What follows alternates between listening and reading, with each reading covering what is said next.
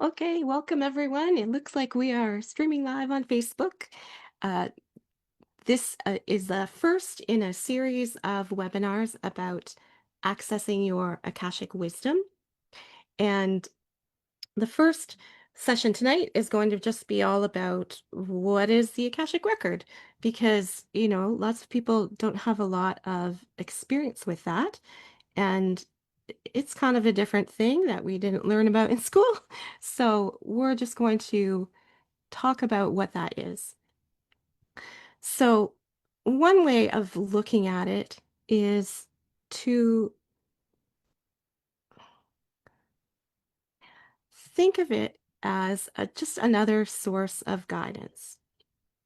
So, we have all kinds of different sources of guidance, right? We can go to angels, or we can go to spirit guides, we can go to God, however we think of that. And we also have all of like the earth spirits, right? So we can go to trees, we can go to the Pachamama, the earth. So there's all kinds of sources of guidance. And the Akashic Record is another of those sources. It's just a minute, I have notifications, just checking. Okay. So what is cool about this particular source of guidance is that the Akashic Record is part of Source. And so it's the highest kind of information that you can access. So it's a very high vibration.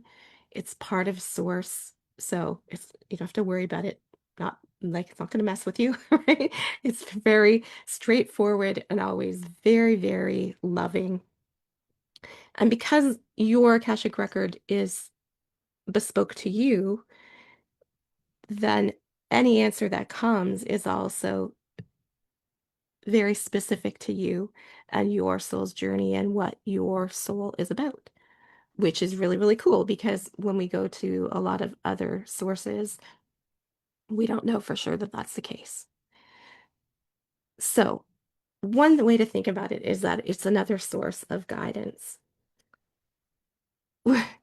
We've also talked about, so there's the question of what is the source of the information and then who are you getting it from? And so in the Akashic Record, we have these beautiful beings of light who tend the record, who are, you can think of like librarians or record keepers. And again, they know and love you and can bring information in the way that you can make sense of it at the time and can also respond if you ask them to bring you smaller bits of information or a different kind of perspective. If you're not really making sense of one, then they can adjust. So we always have the record keepers there in this beautiful vibration of love and light. So one way I imagine the record is I imagine it like Kleinfeld's in Say Yes to the Dress. Because in Yes to the Dress, people don't go off into the racks and search on their own, right? They go into Kleinfeld's and they tell the bridal consultant, this is the kind of dress that I want. And then the consultant brings it to them. So the Akashic Record is a lot like that. You can imagine it like this huge library where there are all these books, and your record has books that are all about you. So you can imagine each book being a lifetime, although there's lots of other ways to organize the information. And the record keepers are bringing forth whatever it is going to be the best response to your question at that time. So the library is one kind of image that works, and Kleinfeld's is another one that works for me.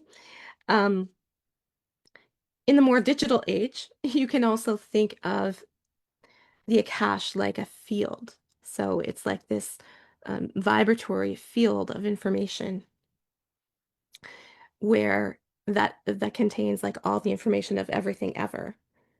And we're finding we have these prayers to access this field of information. So there's everything there you could ever imagine. You can also think of it like it's like a thumb drive, right? or more like a very bigger drive than that, where all the information is, and you can search different ways to find the information. So recently, I've also been thinking it's kind of like ChatGPT, except that ChatGPT sources human sources, right? And the Akashic Record is it's like the source, right? So it's the source of spirit or the all that is. But we access it in a similar kind of way where we ask questions and try like ChatGPT, you have to kind of get clarity on what your question is and how you're going to phrase it. And then what else are you looking for? So you can always be kind of expanding the question and evolving it as you go so that there's this dialogue. So I also like to think of it in terms of a relationship so that you develop a relationship with your record keepers and they get to know you and you get to know them. You know how the vibration of them feels. And then the more that you do that, the easier and easier it is to access them because you kind of know what their frequency is like. Another way that I experience my record, never really heard anyone else say this, so I think it might be something that's different for everyone. But for me, I imagine it like well, it appears to me like this big, like mansion of many rooms. So it's like a big castle or something. And I walk in the door, and then there are different areas, like different rooms. And so the record keepers will show me to whatever room is relevant for that conversation. And I get to know. So some of the rooms, like they'll take me down a bunch of stairs, right? And it might be like a very narrow passageway, and I feel like I'm going like down into the earth. And then that will bring a certain kind of information. And other times it's the opposite. Like it feels like they just like take me up in a little ship out to space. And then that's a different kind of more galactic information. So, and then there are rooms where certain people in my life seem to connect with me, right? So I've been working as the power of attorney for my dad. And so there's a room that's for that. So if I go into the record and they take me to that room, then that's about my dad and his stuff. So my record has all these different rooms, and the room is a clue to what kind of information they're bringing forth. Because sometimes I'll go in with a question, and usually you want to go in with questions, but sometimes I'll just go open the door and say hi and see what comes, and then they'll come forth and take me to wherever is relevant. So that's another way I see my record, and the different people probably have a different experience. So another thing that's important is to talk about what kind of questions you can answer in the records, right? So ChatGPT will answer certain kinds of questions, right? Like had a friend who looked up, what are corporate rental prices in London, Ontario for offices, right? This kind of thing you can find from ChatGPT. So from the Akashic Record, you can ask questions like, so because I do psychotherapy, then a lot of times questions that I'll be asking are about, wow, I have this pattern that's not really serving me. So what is this pattern about and how can I shift it? Sometimes I'll ask, how long has this pattern been going on? Is it just this life? Is it the last 6 months, which it never is? Right? Is it, 300 lifetimes old? And, sometimes when I ask this question, either for myself or other people, sometimes the answer is that whatever the pattern is started with a vow that was taken right at the beginning of the incarnation journey. So it's something that someone has been kind of creating and experiencing for that whole journey. And right now is a time when that's all changing, right? It's a time when all of those old arcs are kind of completing and we're starting. You can think of it as timelines or new journeys, new arcs, new themes are coming in. So there's a lot of that old stuff that's being completed, which I think is why it's coming up now, right? It's like a whole series of incarnations are kind of coming to a close, and then a new series starting. So very cool questions about past lives if you're interested in that kind of thing. And that is why I started working in the record, because I wanted to know more about past lives. I had no idea when I made that decision that you can also do all kinds of other things. So you can heal all kinds of old patterns, and they might be mental patterns like beliefs that don't serve us. You can also clear things from the energy field that show up physically. So if you have a physical issue that's just not going away, then that is the kind of thing that you can ask questions about. Um, you can ask about relationships. So if there's a relationship where you're having a challenge, you're not sure how to handle it, you can ask about, what's the history of this relationship? Have you had other lifetimes with this soul? And a lot of times there are these dynamics that start between souls that have been going on for lifetimes, right? So it can really, really help to know that. A lot of times with parents and children, that will happen because you're souls that have been connected over time. And so sometimes understanding the history can help you understand what's going on. So, for instance, my son was very kind of anxious with me when he was little. Like when he was really little, he would not ever ride in the stroller. It's like I had to pick him up all the time because he didn't want to be out of sight somehow. And eventually we figured out that in our most recent life, we had been executed together, and was like, oh, okay. So he's afraid of losing me in that way again. And once we understood that that was where that came from, then it shifted. So it can be really, really helpful to understand what that history is and any vows or contracts that you have between you. So I saw this woman once who, in her marriage, she was starting to have some trouble. And what had happened was it turned out that she and her husband had each kind of vowed or agreed to bring different things to the table in their relationship. And that had gone on for lifetimes. So it was like an ingrained pattern for them. And then what was happening in the present was that they were being invited to switch that up, right? The roles were changing. And so they were both kind of reacting to that because it wasn't what they were used to, wasn't what they expected of each other. But once they understood that, then it made a lot more sense, and then they could find some flexibility in it. So it can be very helpful if you're struggling in a relationship to ask those kinds of questions. And then sometimes, there's been a contract and the contract's done, right? And so sometimes people feel like it's time to move on because, like, it actually is time to move on, right? So all kinds of questions like that you can ask about relationships.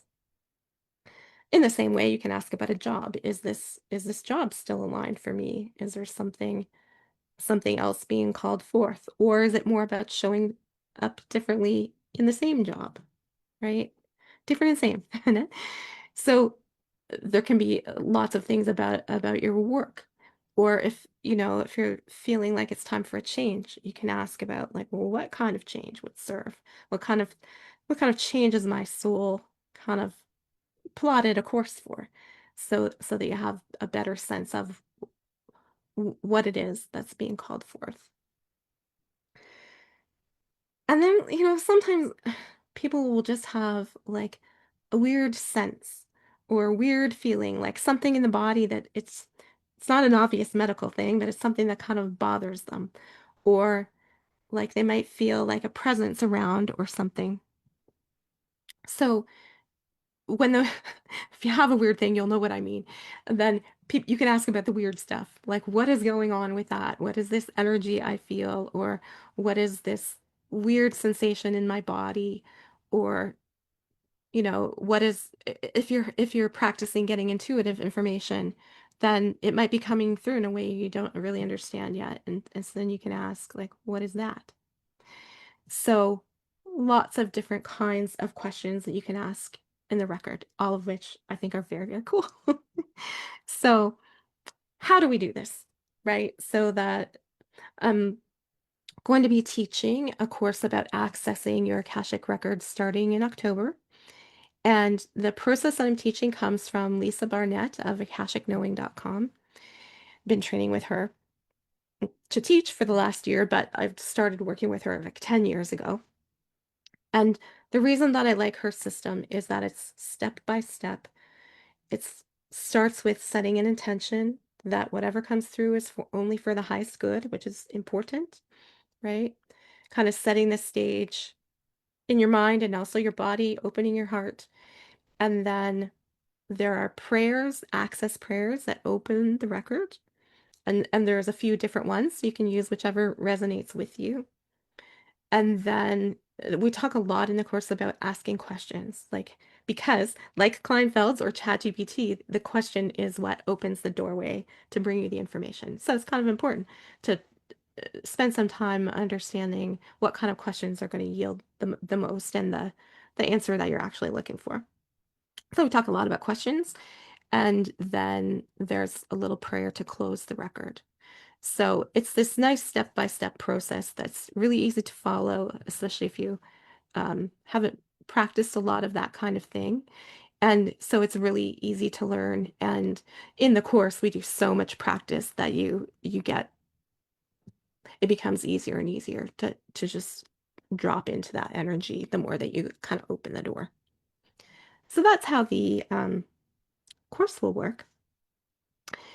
Now, we're gonna hop off of Facebook at this point and go back to Zoom. So if you have the link and you want to join us on Zoom, then come on over. And otherwise, message me if you're looking for it and can't find it. And we're going to have some Q&A, and we're going to do some like mini healing reading. And then I have a free gift too for everybody that registers for the Zoom link. Okay, and we'll be back next week, and we're going to be talking about accessing Akashic wisdom for health. So that will be next Tuesday evening at the same time. Hope to see you then. Thank you.